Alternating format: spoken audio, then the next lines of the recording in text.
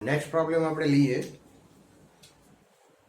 Textbook નું example 4 platinum અવરોધ ધરાવતા થર્મોમીટરમાં રહેલા પ્લેટિનમ તારનો અવરોધ બરફના તાપમાને 5 ઓહ્મ છે. અચ્છા, બરફનું તાપમાન એટલે 0 ડિગ્રી સેન્ટીગ્રેડ લેવાય. બરફનું તાપમાન 0 ડિગ્રી સેન્ટીગ્રેડ હોય અને વરાળના તાપમાને 5.23 ઓહ્મ થાય છે. જો બરફના તાપમાને અવરોધ છે એ 5 છે અને વરાળનું તાપમાન 100 ડિગ્રી સેન્ટીગ્રેડ હોય. ઓકે, અને ત્યારે એનો અવરોધ થોડો વધે છે, 5.23 ઓહ્મ છે. જ્યારે થર્મોમીટરને હોટ બાથમાં એટલે હીટ બાથની અંદર મૂકવામાં આવે ત્યારે પ્લેટિનમ તારનો અવરોધ જે 5.23 હતો એમાંથી વધીને 5.795 થયો. તો આ બાથનું તાપમાન ગોતો. એટલે 5.23 માંથી 5.795 થાય છે, એટલે પ્લેટિનમનો અવરોધ વધ્યો. અવરોધ વધે તો સ્વાભાવિક છે ટેમ્પરેચર પણ વધે, તો એ ટેમ્પરેચર આપણે મેળવવાનું છે. ઓકે, તો એ થોડાક ડેટા લખ્યા છે મેં. બરફના તાપમાને જે રેઝિસ્ટન્સ છે 5 ઓહ્મ, બરફનું તાપમાન એટલે R0 એ 5 ઓહ્મ છે, ત્યારે ટેમ્પરેચર આપણે લઈ શકાય T0 is equal two 0 degree centigrade. 0 degree centigrade A resistance 5 ohm.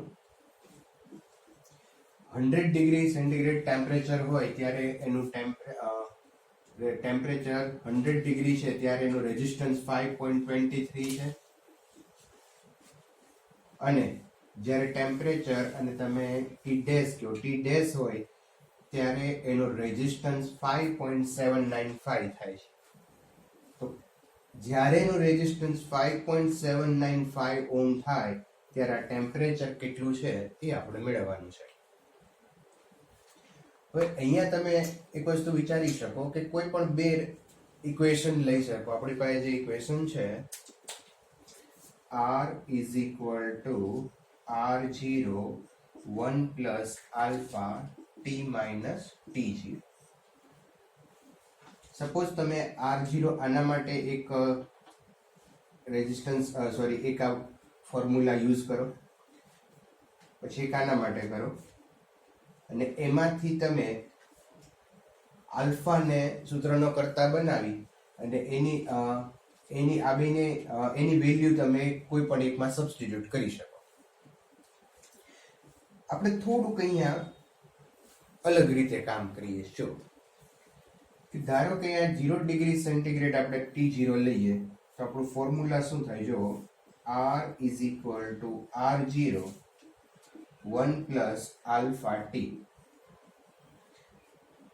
આ R0 જે છે એનું અંદર મલ્ટીપ્લાય કરો તો R is equal to R0 plus R0 alpha t.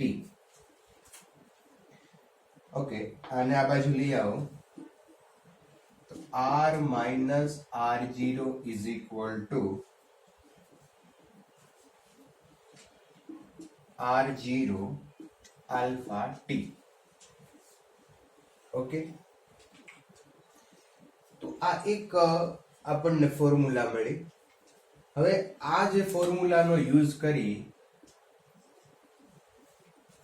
100 temperature માટે આપણે આ રીતે ફોર્મ્યુલા બનાવીએ.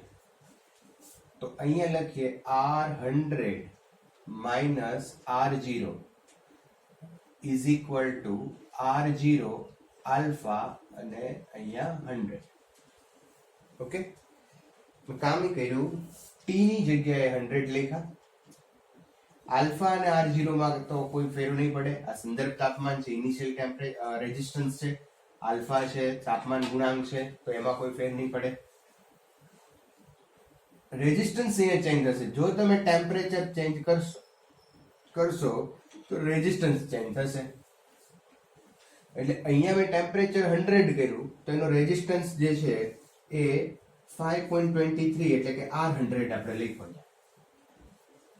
હવે આ બેયનો આપણે ગુણોત્તર લઈએ તો r minus r0 upon r100 minus r0 is equal to r0 alpha cancel out and t upon 100. તો આ એક ખૂબ જ અગત્યનું એક ફોર્મ્યુલા આવી ગઈ. તમે આ ફોર્મ્યુલાનો યુઝ સીધો પણ કરી શકો. કોઈ પણ પ્રોબ્લેમ આ ટાઈપ્સના પ્રોબ્લેમ હોય તો એને સોલ્વ કરવા માટે આ ફોર્મ્યુલાનો સીધો યુઝ કરી શકો. અચ્છા, આ આર શું બતાવે છે? ટી ટેમ્પરેચર એ રેઝિસ્ટન્સ, R0 એટલે 0 ડિગ્રી સેન્ટીગ્રેડે રેઝિસ્ટન્સ, આ છે 100 ડિગ્રી સેન્ટીગ્રેડે રેઝિસ્ટન્સ, અગેન 0 ડિગ્રી સેન્ટીગ્રેડે રેઝિસ્ટન્સ, અને આ 100 ડિગ્રી સેન્ટીગ્રેડ બતાવે છે. હવે આપણે આપણી વેલ્યુ મૂકીએ અહીંયા. ઓકે, તો R ની વેલ્યુ મૂકશું 5.795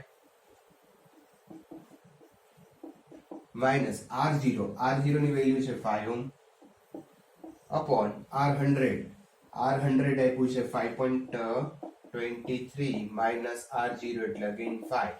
T આ ટેમ્પરેચર આપણે ફાઇન્ડ કરવું છે અને T અથવા T ડેશ કહી દો. Okay, upon 100. ચાલો હવે આ T ડેશ ને આપણે સબ્જેક્ટ બનાવીએ. તો અહીંયા 5.795 માઇનસ 5 એટલે એ થઈ જશે 0.795. એ જ રીતે ડિનોમિનેટરમાં નીચે છેદમાં જોવો તો 5.23 માઇનસ 5 એટલે 0.23 અને આ multiply 100 is equal two T dash. તો સિમ્પલ કેલ્ક્યુલેટરથી તમે આનો સાદુરૂપ છે એ આપી શકો.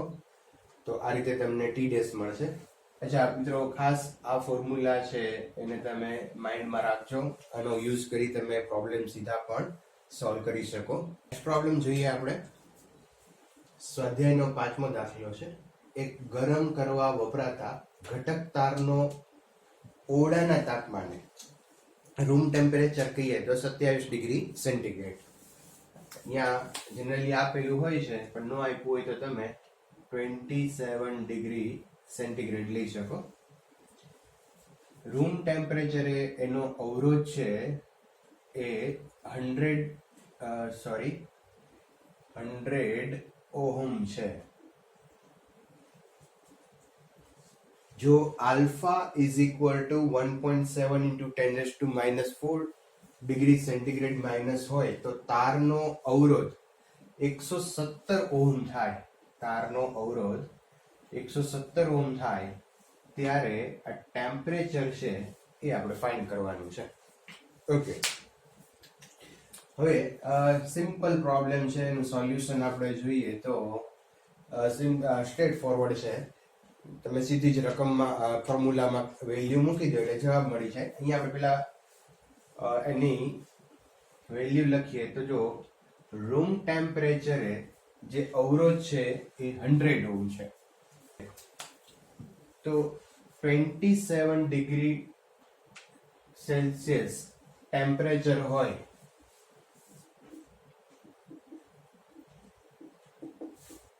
ત્યારે એનો જે રેઝિસ્ટન્સ છે એ 100 ઓહમ છે. અને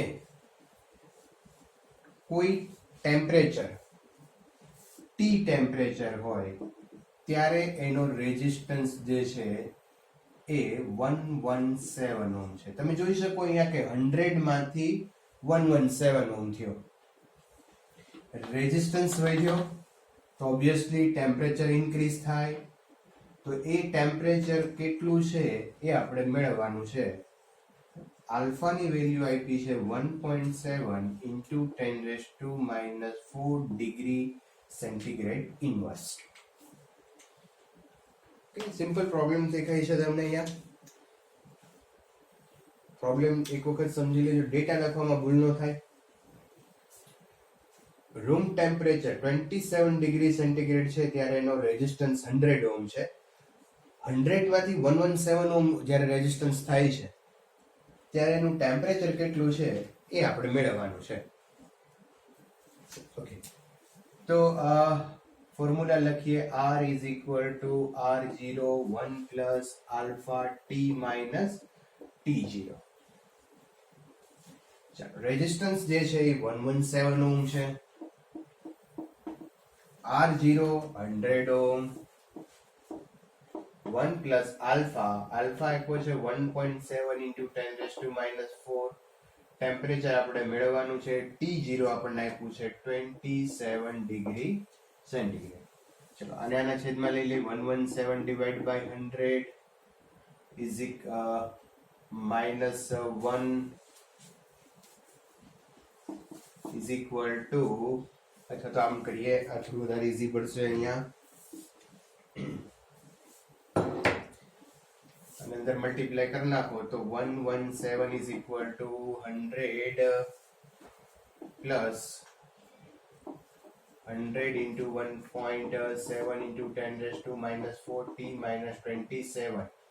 ઓકે, ચલો આને 117 માંથી 100 બાદ કરો એટલે 17, અને આને આના છેદમાં લઈ લ્યો તો 100 into 1.7 into 10 raised to minus 4 is equal to t minus 27.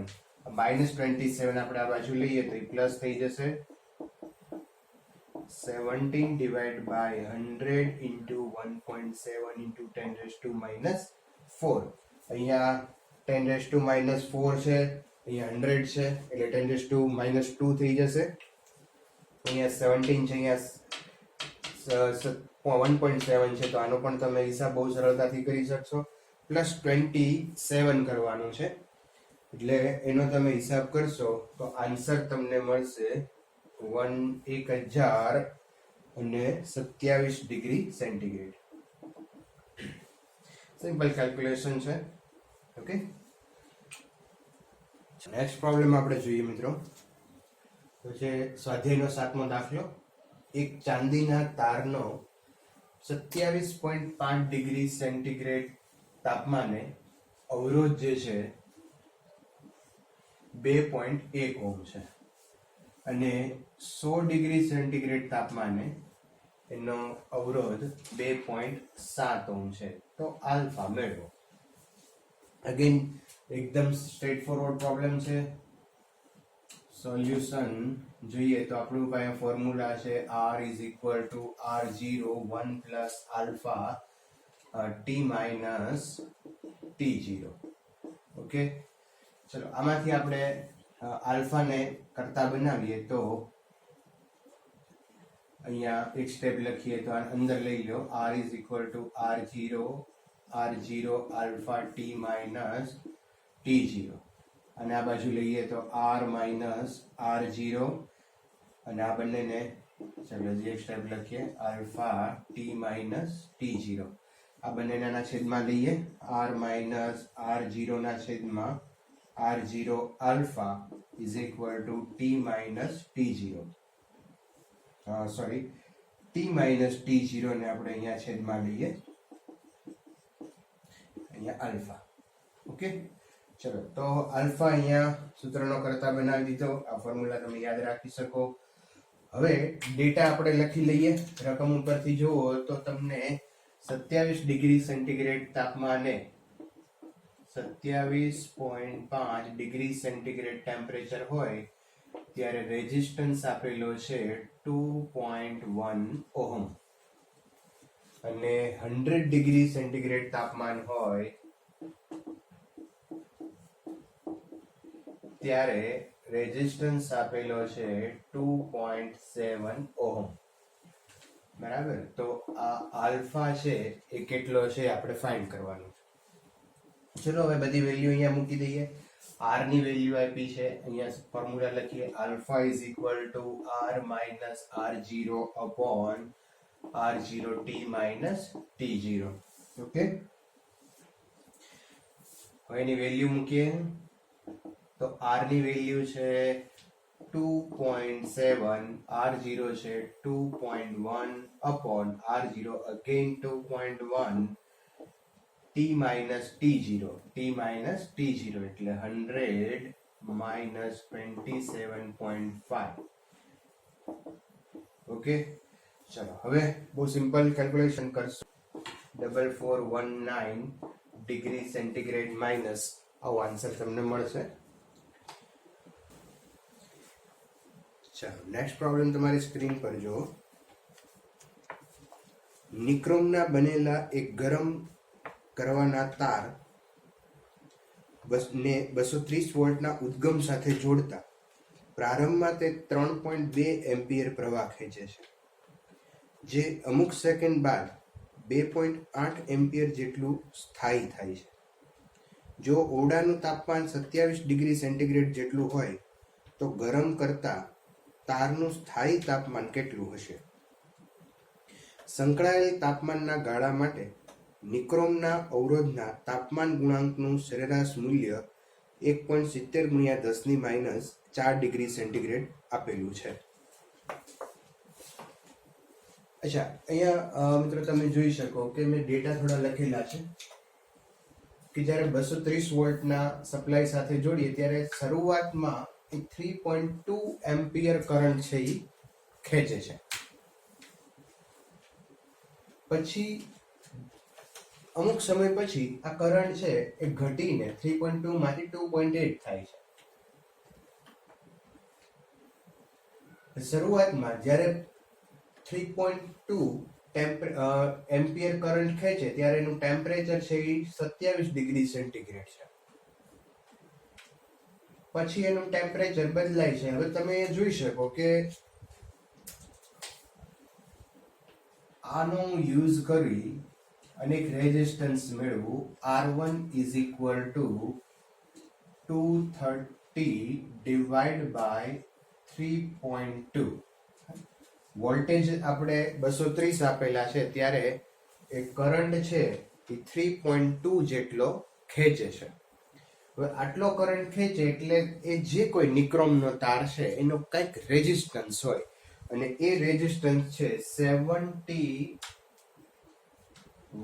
Point. આનો તમે હિસાબ કરો એટલે 71 પોઈન્ટ આવશે 875 ઓહમ. હવે એ જ તાર શું કરે છે કે જ્યારે 230 વોલ્ટ અને કરંટ છે એ 2.8 એમ્પિયર થાય ત્યારે એનો રેઝિસ્ટન્સ બદલાઈ જશે, કારણ કે કરંટ બદલાઈ ગયો. રેઝિસ્ટન્સ ચેન્જ થઈ જશે 230 ડિવાઈડ બાય 2.8 એટલે આનો તમે હિસાબ કરશો તો એનો આન્સર આવશે 82.143 ઓહમ. તમે જોઈ શકો કે જે રેઝિસ્ટન્સ છે એ વધ્યો 71.875 માંથી 82.143 ઓહમ થયો. હવે જો રેઝિસ્ટન્સ અહીંયા ઇન્ક્રીઝ થયો હોય તો સ્વાભાવિક છે કે ટેમ્પરેચર પણ ઇન્ક્રીઝ થવું જોઈએ. જે 27 ડિગ્રી સેન્ટીગ્રેડ હતું એમાંથી ટેમ્પરેચર કંઈક ઇન્ક્રીઝ થવું જોઈએ. હવે ટેમ્પરેચર કેટલું ઇન્ક્રીઝ થાય છે આપણે ફાઇન્ડ કરવાનું છે.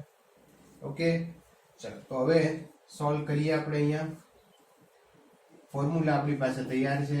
R is equal two R0 અથવા તો અહીંયા તમે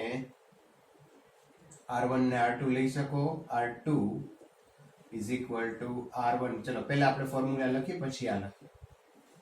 R is equal to R0 1 plus alpha theta t minus T0. R ની જગ્યાએ હું લખું છું અહીંયા R2, R0 ની બદલે લખશું આપણે R1 1 plus alpha t minus T0 અથવા અહીંયા તો એ t minus T0 છે જ. ઓકે, ચાલો R2 ની વેલ્યુ આપણે મૂકીએ 82.143 is equal to R1 71.875 1 plus alpha ની વેલ્યુ છે 1.7 into 10 raised to minus 4 અને t minus T0 એટલે t minus T0 એ 27 ડિગ્રી. ઓકે, ચલો આનું ફરીવાર તમે સાદુરૂપ, હવે આવા સાદુરૂપ ઘણી બધી વાર આવી ગયા છે આ જ રીતના મેથડના, તો તમે એનું સાદુરૂપ આપી શકો. અને આ t ની જે વેલ્યુ છે એ આવશે 868.2 ડિગ્રી સેન્ટીગ્રેડ. ઓકે, મિત્રો આપણે ઘણા બધા દાખલાઓ આ ફોર્મ્યુલા ઉપરના સોલ્વ કર્યા. હવે એક સ્વાધ્યાયનો તમને 19મો દાખલો છે, જે થિયરી બેઝ છે. આપણે થિયરી લેક્ચર તમે સરખી રીતે સાંભળશો એટલે એની અંદરના જે સ્વાધ્યાયનો 19મો દાખલો છે એ તમે બહુ સરળતાથી કરી શકશો. એટલે કે આ હોમવર્કમાં તમારે કરવાનો છે સ્વાધ્યાયનો 19મો દાખલો. અચ્છા, હજુ આપણે 2 પ્રોબ્લેમ લેવા છે કે જે આપણે ટેક્સ્ટ બુકમાં નથી પણ થોડાક અગત્યના કહી શકાય એવા છે, સારા છે પ્રોબ્લેમ. તો 2 પ્રોબ્લેમ આપણે સોલ્વ કરવા. પ્રોબ્લેમ લઈએ આપણે કે કયા તાપમાને તાંબાના વાહકનો અવરોધ તેના 0 ડિગ્રી સેન્ટીગ્રેડ તાપમાને અવરોધ કરતા બમણો હશે. અચ્છા મિત્રો, અહીંયા પહેલા તો તમને ખ્યાલ આવવો જોઈએ કે આપણે અહીંયા ટેમ્પરેચર ફાઇન્ડ કરવાનું છે. કયું ટેમ્પરેચર ફાઇન્ડ કરવાનું છે? તો કે અહીંયા તમે જુઓ 0 ડિગ્રી સેન્ટીગ્રેડ તાપમાને જે કંઈ અવરોધ છે એ અવરોધ જ્યારે બમણો થાય ત્યારે કેટલું ટેમ્પરેચર છે એ મેળવવાનું છે. 0 ડિગ્રી સેન્ટીગ્રેડ તાપમાને અવરોધ ધારો કે 5 ઓહ્મ છે, તો 5 નો 10 ઓહ્મ થાય ત્યારે ટેમ્પરેચર કેટલું બને છે? 5 ઓહ્મ નો 10 ઓહ્મ થશે એટલે સ્વાભાવિક છે કે અવરોધ વધ્યો છે તો ટેમ્પરેચર પણ વધશે. અને ટેમ્પરેચર વધશે તો એ ટેમ્પરેચર કેટલું વધે છે, આપણે કેટલું થાય છે એ આપણે મેળવવાનું. આપણે એવું ધારી લઈએ કે અહીંયા કે 0 ડિગ્રી સેન્ટીગ્રેડ તાપમાને અવરોધ જે છે એ R0 છે. તો કયા તાપમાને? ધારો કે T તાપમાને અવરોધ છે એ બમણો થાય છે. બમણો એટલે R0 નો ડબલ થશે, 2R0. R0 5 હોય તો આ થશે 10. તો 5 નો 10 થાય ત્યારે ટેમ્પરેચર કેટલું થાય છે એ આપણે મેળવવાનું. તો સિમ્પલ થઈ ગયો problem. R is equal to R0 1 plus alpha T minus T0. Value મૂકીએ, R ની જગ્યાએ મૂકીએ આપણે 2R0 is equal to R0 1 plus alpha T minus T0. R0 cancel થઈ જશે અહીંયા. તો 2 is equal to 1 minus alpha T અને T0 ની વેલ્યુ આપણે મૂકી દઈએ 0. ઓકે, ચલો આમાંના બાજુ લઈ લેશું આપણે. તો 2 minus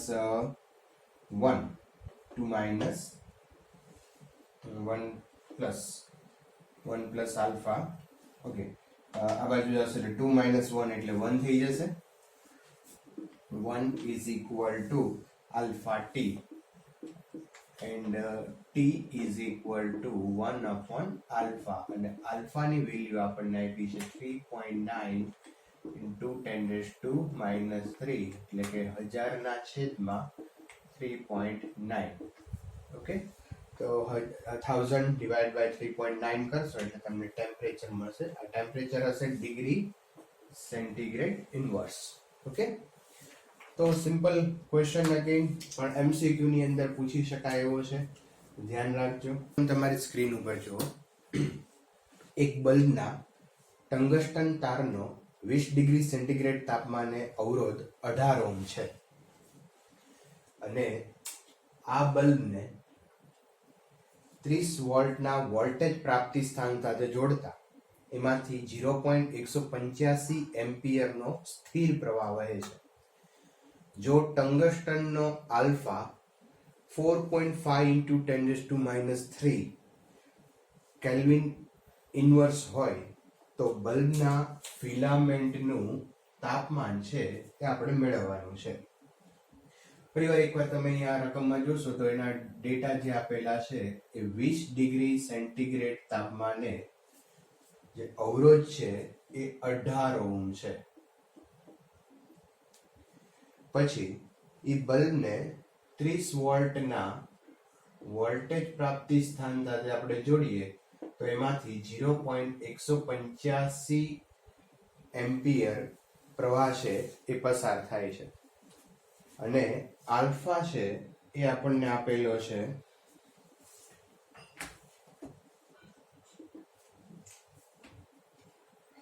4.5 into 10⁻³ kelvin inverse.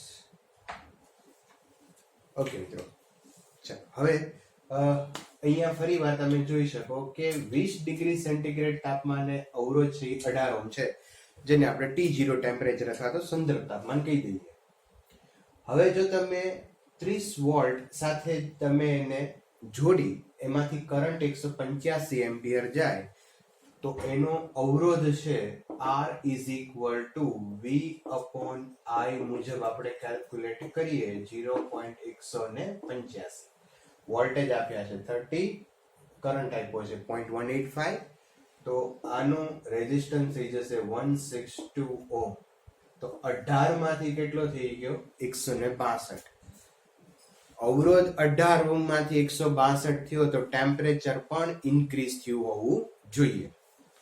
Okay, એ ટેમ્પરેચર કેટલું ઇન્ક્રીઝ થાય છે એ આપણે મેળવવાનું છે. ચાલો તો ફરી આપણું ફોર્મ્યુલા યુઝ કરીએ. R is equal to R0 1 plus alpha T minus T0. Okay, ચાલો રેઝિસ્ટન્સ છે 162, R0 છે અહીંયા 18, 1 plus alpha T minus T0. T લેશું આપણે અહીંયા ટેમ્પરેચર કે જે ફાઇન્ડ કરવાનું છે, અને T0 જે છે એ 20 ડિગ્રી સેન્ટીગ્રેડ. અચ્છા, હવે તમે જોઈ શકો કે આલ્ફા છે એ તમને કેલ્વિનમાં આપેલું છે, તો આને તમારે કેલ્વિનમાં ફેરવવું પડે. તો કેલ્વિનમાં ફેરવવા માટે તમે 20 પ્લસ 273 273 તમે ઉમેરી દો એટલે આ કેલ્વિનમાં ફરી જાય 293 કેલ્વિન. તો અહીંયા આપણે લખશું 293 કેલ્વિન. ઓકે, અચ્છા, અહીંયા એક આલ્ફાની વેલ્યુ પણ આપણે મૂકી દઈએ સાથે સાથે. 1 પ્લસ આલ્ફાની વેલ્યુ છે 4.5 into 10⁻³ તો ચાલો ફરી પાછું અહીંયા સિમ્પલ પાછું પ્રોબ્લેમ આવ્યો, સાદરૂપ તમે દઈ શકો. આ જ રીતના ઘણા બધા પ્રોબ્લેમ આપણે સોલ્વ કર્યા છે. તો ટેમ્પરેચર તમે અહીંયા મેળવી શકશો. અચ્છા, ટેમ્પરેચર તમને જે મળશે એ આન્સર કેલ્વિનમાં હશે, અને કેલ્વિનમાંથી પછી તમે એને ફેરવશો સેન્ટીગ્રેડમાં તો એનો આન્સર આવશે 2070 degree centigrade. Okay, nearly equal to. હજુ એક પ્રોબ્લેમ આપણે લઈએ.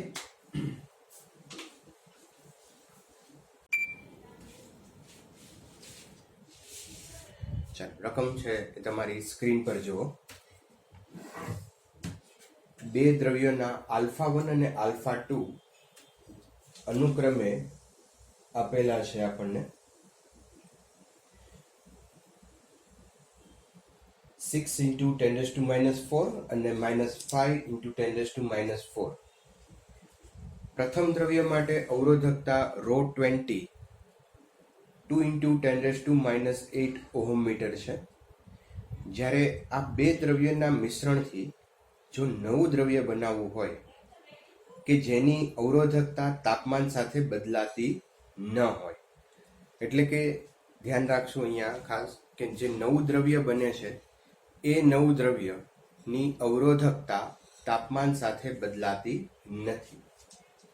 તો બીજા દ્રવ્ય માટે અવરોધકતા ρ20 કેટલી હોવી જોઈએ? સંદર્ભ તાપમાન 20 ડિગ્રી સેન્ટીગ્રેડ લ્યો. મિશ્રણની અવરોધકતા એ બંને ઘટકોની અવરોધકતાનો સરવાળો થાય છે તેમ ધારો. અચ્છા મિત્રો, અહીંયા તમને બે દ્રવ્ય આપેલા છે. એક માટે બંનેના α1 અને α2 આપ્યા છે. પહેલા દ્રવ્ય માટે ρ20 એટલે કે ρ20 જે છે એ સંદર્ભ તાપમાન છે. તો સંદર્ભ તાપમાન અવરોધકતા પહેલા દ્રવ્ય માટેની આપેલી છે, અને સંદર્ભ તાપમાને બીજા દ્રવ્યની અવરોધકતા આપણે મેળવવાની છે. આ પ્રોબ્લેમની અંદર એક બહુ મહત્વનું વાત એ કરેલી છે કે મિશ્રણની અવરોધકતા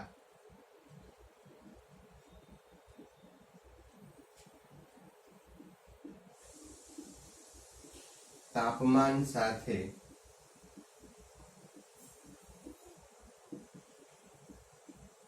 બદલાતી નથી.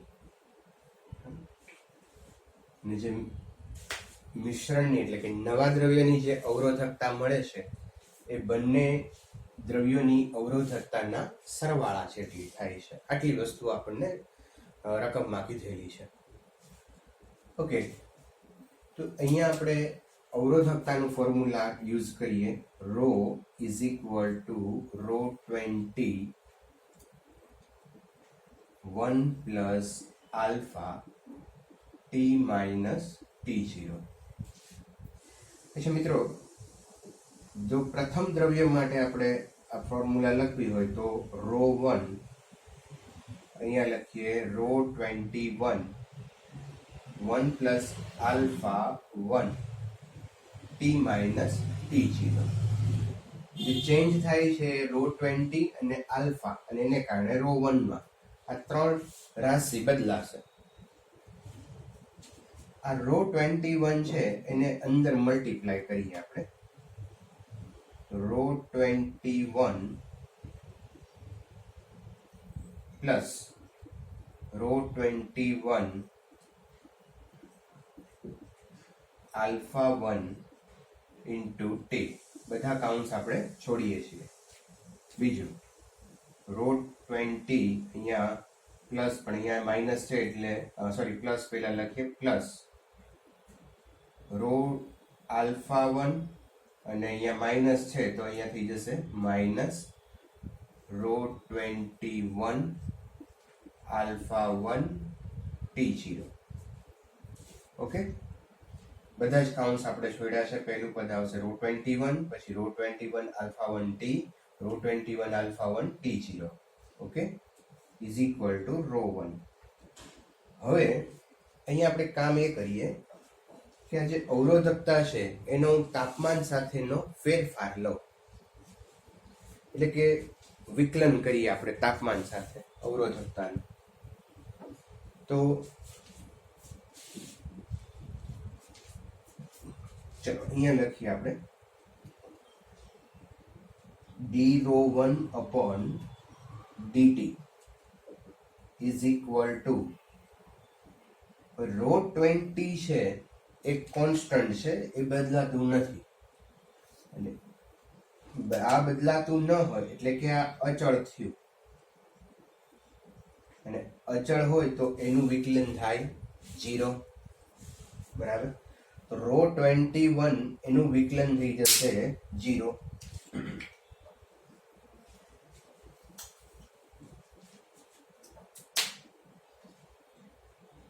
પ્લસ હવે મિત્રો અહીંયા રો 21 અચળ છે,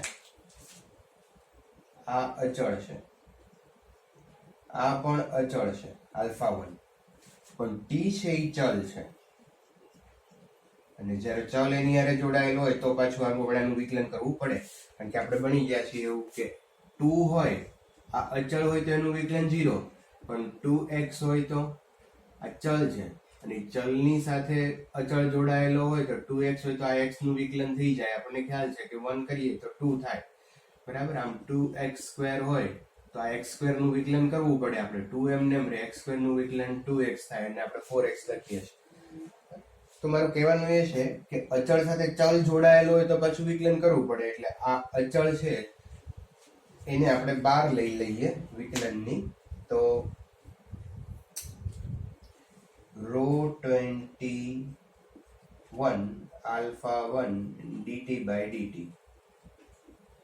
બરાબર, t ની સાપેક્ષે, minus rho 21 constant, alpha 1 constant, T0 constant, આ બધું જ અચળ છે.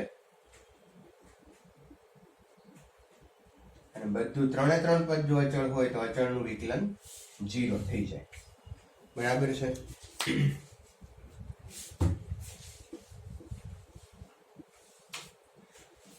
અચ્છા મિત્રો, હવે અહીંયા d rho 1 upon dt is equal to rho 21 alpha 1 dt by dt, અથવા તો આને 1 કહી દઈએ, રો 21 ઇન્ટુ આલ્ફા 1 આવું આવ્યું. આ જે આવ્યું એ પ્રથમ દ્રવ્ય માટે છે. તો અહીંયા હું ફરી વાર લખું કે પ્રથમ દ્રવ્ય માટે ρ1 dρ1 upon dt is equal to ρ21 into α1. Okay, ρ21 α1. હવે બીજા દ્રવ્ય માટે આપણે લખીએ તો બીજા દ્રવ્ય માટે dρ2 by dt is equal to ρ22 α2. આ જ રીતે આપણે બીજા દ્રવ્ય માટે લખી શકાય. હવે આ બંનેની જે અવરોધકતાનો તાપમાન સાથેનો જે ફેરફાર લીધો એનો આપણે સરવાળો કરીએ. કારણ કે જે મિશ્રણ છે, રકમમાં આપણને એવું કીધું છે, જે મિશ્રણ છે એ બંનેની અવરોધકતાના સરવાળા જેટલી હોય છે. એટલે તમે જો આમ કરો, મિશ્રણ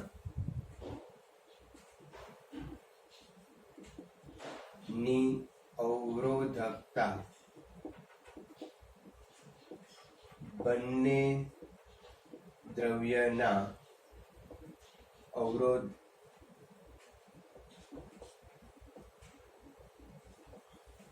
ના સરવાળા બરાબર છે. તો પહેલા દ્રવ્યની અવરોધકતા આપણે લખીએ ρ1, બીજા દ્રવ્યની અવરોધકતા ρ2 અને પરિણામી અવરોધકતા મિશ્રણની અવરોધકતા ρ. હવે હું આનું વિકલન કરું તો dρ1 by dt plus dρ2 by dt is equal to dρ by dt.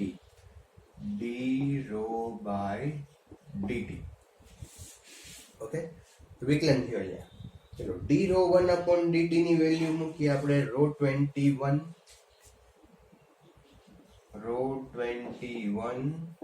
α1 plus dρ2 by dt ની વેલ્યુ મૂકીએ ρ22 α2 is equal to.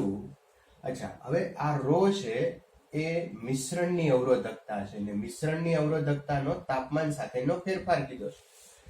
પણ આ વસ્તુ આપણને રકમમાં કન્ડિશન આપી છે કે મિશ્રણની અવરોધકતા તાપમાન સાથે બદલાતી નથી.